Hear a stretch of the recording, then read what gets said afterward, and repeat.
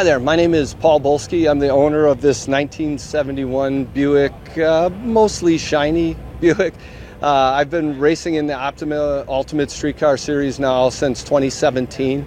I can't tell you enough about the Optima Ultimate Streetcar Series. If you get the opportunity to come out and either participate or even just watch one of the series events, I think you're going to get hooked. It's an amazing series. It gives me an opportunity as a car guy to build something that you really get to use and go out and race it, the way the car was meant to be. This car's got 228,000 original miles on it. It kind of stands out in the crowd of really a sea of amazing Camaros and Corvettes and other cars. It's a little bit different, but I kind of like that.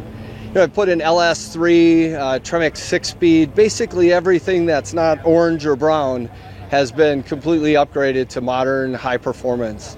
You look at every car in this series uses Optima batteries. They're amazing.